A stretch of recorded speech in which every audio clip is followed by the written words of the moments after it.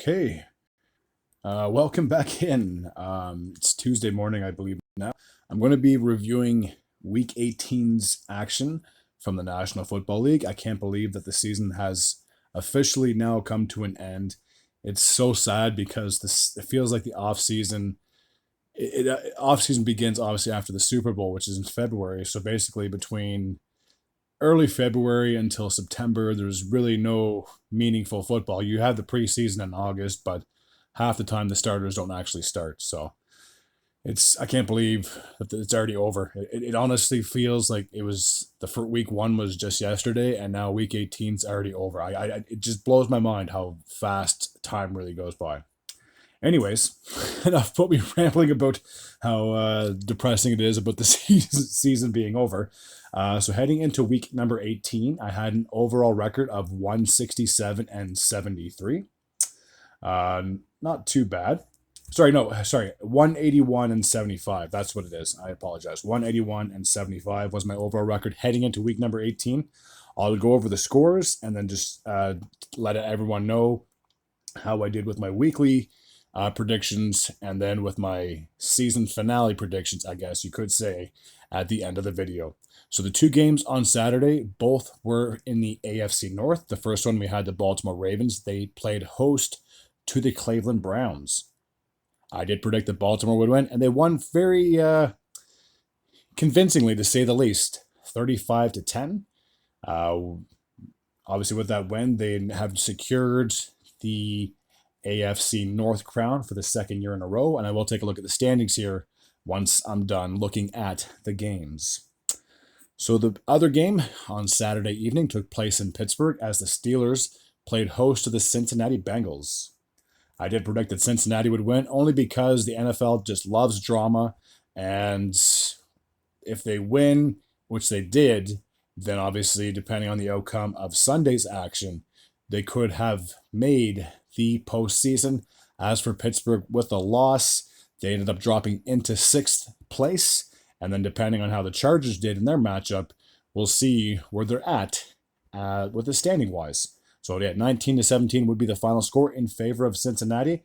So far, I got two predictions and two correct. All right, the rest of the games took place on Sunday. There was no Monday football. This one took place, the first game, I guess, on Sunday took place in Atlanta as the Falcons played host to the Carolina Panthers. I did predict that Atlanta would win because they needed it in order to stay alive in a potential NFC South crown. As you can see on the score, the final score would be 44-38 in favor of the Panthers in overtime. So with the overtime loss, the Falcons were officially eliminated from the playoffs. It didn't matter if Tampa lost. Atlanta needed to win in order to stay afloat. So unfortunately, their season came crashing down. So yeah, 2-1 so far with my predictions. The next one took place in Dallas as the Cowboys played host to the Washington Commanders. I did predict that Washington would win. It was looking like Dallas was going to pull this one out, and then Washington ended up scoring a late touchdown, which obviously gave them the lead, and then that's where we would stand at the end of regulation.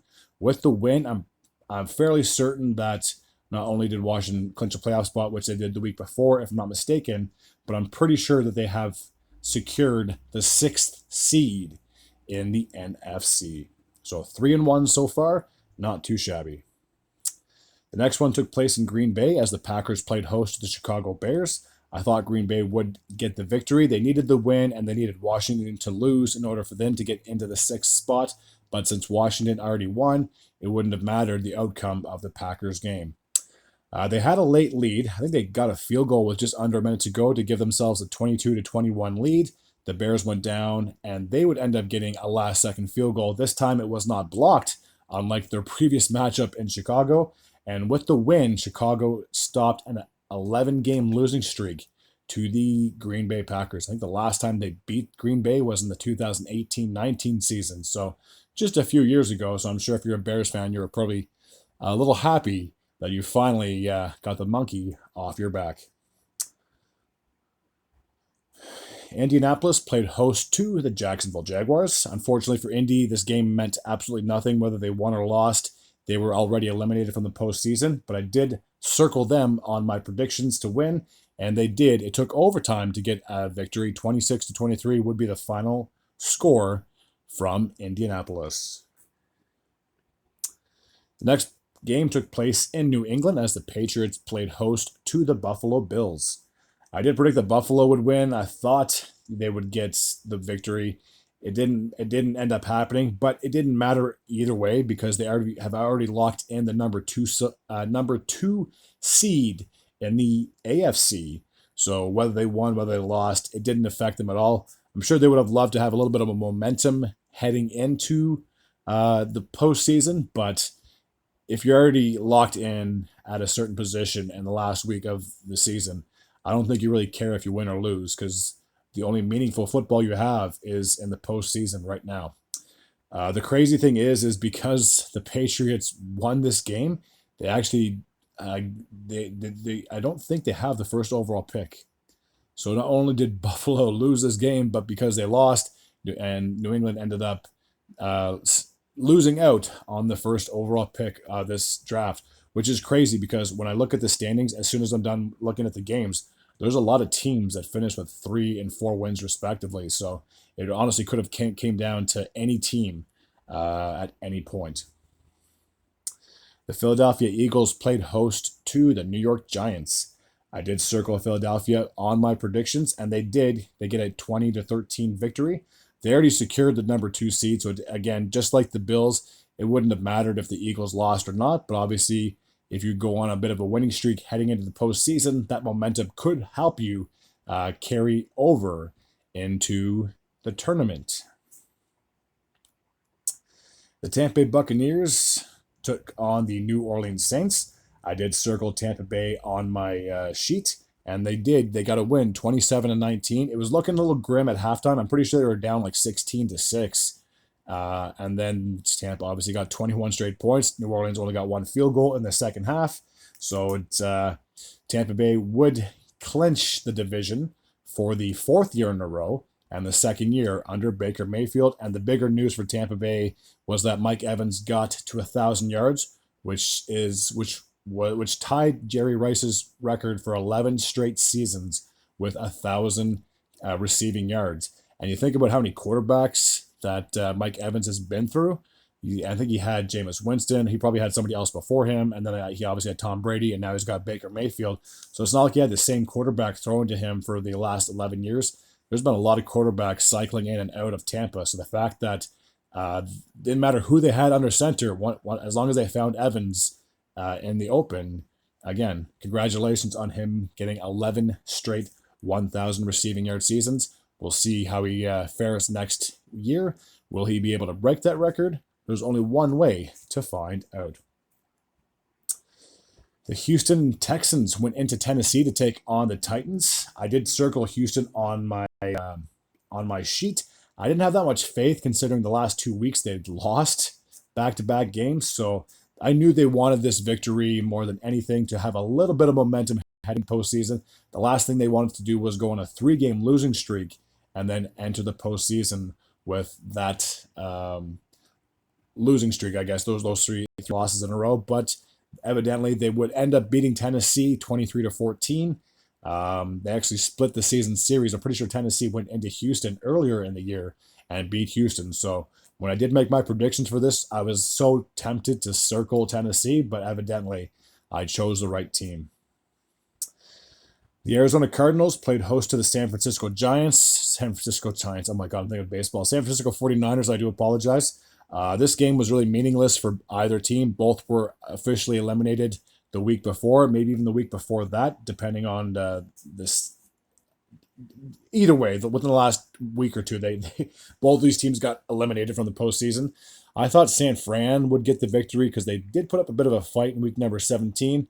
Unfortunately, they gave up 47 points to Arizona, and then that's about it. That pretty much summed up their season just right there. I know they were just plagued with injuries, so that does play a factor into why they weren't as successful as they should have been. So maybe a nice long off season can help heal a few guys and help build some momentum heading into the next football year. The Denver Broncos played host to the backup, let's be honest, of the Kansas City Chiefs. They didn't really start a whole lot of their players, only because they had already secured the number one seed in the AFC. They got the first round bye, and the playoffs are going through Kansas City in the divisional round and potentially the championship round as well. So they really didn't want to risk anything.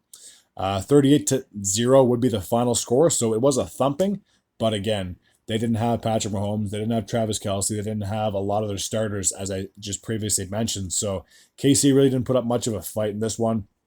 With the victory, Denver finally ended their 8-year long drought of not being in the postseason. They will enter the playoffs as the number 7 seed. And I couldn't be happier. Like, I am so ecstatic. I'm so happy that I can finally watch some Denver Broncos playoff for the first time since 2015, 2016. We don't have Peyton Manning under center, but I got a lot of faith in Bo Nix. He is definitely the quarterback of the future, and I think him and Sean Payton, they're like a match made in coach/quarterback heaven. I know there's been a lot of comparisons to Bo Nix has been compared to like a younger Drew Brees, and that's who Sean Payton's guy was in New Orleans. So maybe they can have enough if they can build enough chemistry, which they seem to be getting along just fine. We'll see how that tenure lasts and how long it lasts at that. The Los Angeles Rams played host to the Seattle Seahawks. I did predict on my sheet that the Rams would win this one, but unfortunately they fell short. They did start Jimmy G in this contest. It was his first start since last, I believe, October when he was with the Las Vegas Raiders. They did sit Matt Stafford. I mean, they had really no reason to start him. The only reason I would have started him would have been that if they had won, they could have finished third in the NFC rather than dropping down to fourth. But either way, they have a home playoff game next week, so I'm sure they're not really going to complain. 30-25 would be the final score in favor of the Seahawks. And I remember when I made my predictions for this video, I was thinking, imagine if the Seahawks went into Los Angeles and won the game, and they both finished with the same record. I'd be a little pissed off and bitter if my team had the exact same record as a division foe, and they got in and I didn't. So I don't know. I'm sure they were happy to get the win, but knowing that they were already eliminated heading into this game, I really don't know how they would have felt entering this particular matchup. The Las Vegas Raiders played host to the Los Angeles Chargers. I did predict that LA would get the win, and they did, 34-20. With that win and the Steelers' loss, I believe the Chargers bumped up to 5th in the AFC. So I'm sure they're very pleased about that. And I'll be the first to admit it, between the Chargers and the Steelers and the Broncos, the 3 wildcard teams, if I had to predict any of those 3 teams, making some noise in the playoffs, making to the second, third round of the playoffs, I would have to go with the Chargers. Jim Harbaugh is a fantastic coach. There's a reason he was so successful in not only San Francisco, but also in Michigan when he went back to college. It's just something about this guy. He's always taken on poor teams for the previous year, I guess, and then made them successful just the following year. He did this, like I said, he did that with San Fran. The year before he got hired, they were piss poor. Then he turned them into like a Super Bowl contender or a playoff contender the following year. And then obviously he had success in his tenure with the Michigan college team. I want to say Wolverines, but I'll be the first to admit I don't really pay attention or follow college football. So don't hate me if I screw up the college football name. And now obviously in his first year with the Los Angeles Chargers, he has led them to 11 wins and a postseason appearance. The New York Jets played host to the Miami Dolphins. Heading into this game, Miami needed Denver to lose, and then if the Dolphins had won, they could have been the 7th seed. Unfortunately, it was not meant to be. The Broncos had already beaten the Chiefs before the Jets and Dolphins game was over, so I guarantee the players already knew that they were eliminated before the end of their particular matchup. I did predict that Miami would get the victory. They didn't. You can see the final score, 32-20, would be the final in this one. And the big thing after the game was how Tyreek Hill wasn't too crazy about the situation that he's in. And it seems like he wants out of Miami, which is crazy because he wanted out of Kansas City for more money, and then Miami paid him money. But I don't know. It maybe I honestly don't know what to make. I don't make too much of a thing out of this because I don't know all the details myself. But just listening to his comments and how he seemed like so upset and pissed off about how they weren't successful and didn't win and didn't make the playoffs for the first time in his career, mind you. Um, it's a weird situation. If I was a Dolphins fan or an organization, I'd probably think more into it or have more of an opinion. I don't, but I just remember watching his interview after the game, and he just seemed like he was so far gone. He didn't even want to be a member of the team at that point. So we'll see what unfolds during the offseason. Again, I'm not going to make too much of a thing out of it, but that was the one thing that really stood out to me at the end of the game. And the other thing I'll say from the Jets' point of view is what's their future like, especially with Aaron Rodgers? Is he coming back? Do they give him another chance? If he does come back and they do want him again, how much of a say is he really going to have in who they're going to hire as their next head coach and what offseason moves they can make, and with this upcoming draft as well, where they're going to be positioned? There's a lot of factors that are playing that are going to be. There's a lot of things that are going to be playing a factor for the Jets for this upcoming offseason, and I have no idea what they should do. I really have no idea. I feel like the Jets are in limbo. I really do. And the last game was on Sunday night between two NFC North foes as the Detroit Lions played host to the Minnesota Vikings. The Detroit would win 31-9, very convincingly. To tell you the truth, I thought this game would have been a lot closer. I thought that both teams would have been in the 30s or so when it came to their final score. Unfortunately, Minnesota got blown up by 22 points, so they would finish as the number 5 seed in the NFC. And obviously, Detroit got the first round bye in the NFC. So now we'll take a look at the standings in both the AFC and the NFC. So I'll see if I can scroll. So the Chiefs finished with the best record in the AFC with a record of 15-2. So therefore, they do have the bye week in the wildcard round. They don't have to play until next weekend in the divisional round. The Buffalo Bills finished with a record of 13-4, 2 games back of the Chiefs. They have locked in the number 2 seed in the AFC. The Ravens, how I previously mentioned, they would win their division, the AFC North, with a record of 12-5. And the Houston Texans would win the AFC South with a record of 10-7. The 3 wildcard teams are the Los Angeles Chargers. They have the number 5 seed, 11-6. The Steelers have dropped to the number 6 seed. They are 10-7. And the Broncos, who I talked about before, finally ended their 8-year drought, and they finished with the number 7 seed in the AFC. The rest of the AFC looks like this. I can scroll too far. Cincinnati was close, but unfortunately they were not close enough. They would finish with a record of 9-8, despite the fact they went on a 5-game winning streak. But unfortunately, the early struggles of the September, October, and part of November really hurt this team to make a postseason appearance. Following the Bengals, we had the Indianapolis Colts. They would finish with a record of 8-9, as would the Miami Dolphins. The New York Jets would finish the season with a record of 5-12. The Jacksonville Jaguars, the New England Patriots, the Las Vegas Raiders would all finish with 4-13 records respectively.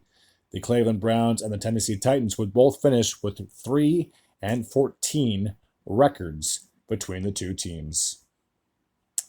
All right, now we're off to the NFC, as we had the Detroit Lions, who had the number 1 seed in the NFC. Therefore, they have a first-round bye with the wild card round this upcoming weekend. So just like the Chiefs, they don't really have any football until the divisional round, which would be a week and a half from now. The Philadelphia Eagles finished in second place in the NFC with a record of 14-3, just 1 game behind Detroit. Tampa Bay would finish with a record of 10-7, as would the Rams, but the Tampa Bay would finish in third, and therefore the Rams would finish in fourth. The 3 wildcard teams in the NFC are the 14-3 Minnesota Vikings, which sounds so strange to say that when a team wins 14 games, you think they would win the division. But because that NFC North is so damn good, there's obviously 3 teams that made it from that particular division. The Washington Commanders finished in 6th place with a record of 12-5, and the Green Bay Packers would finish in 7th place with a record of 11-6. The rest of the NFC looks like this. The Seattle Seahawks finished with a record of 10-7, just missing out on the postseason. The Atlanta Falcons would finish with a record of 8-9. The Cardinals would have the exact same record as Atlanta. Dallas would finish with a record of 7 wins and 10 losses. San Francisco, who I talked about before, had a very upsetting and disappointing season, would finish with a record of 6-11. The Chicago Bears would finish with a record of 5-12, as would the Panthers and the Saints, respectively. And the New York Football Giants would finish dead last in the NFC with a record of 3-14. All right, that's going to take care of Week 18, therefore the regular season finale from the National Football League. If you've been following me throughout this whole entire season, I can't thank you enough. I'm very blessed and grateful to have you guys follow me along on this NFL journey. As always, if you're new to this channel and you like this type of content, feel free to hit the sub button. I will be uploading a video possibly tomorrow, no later than Thursday, with my wildcard predictions for the NFL. As always, take care.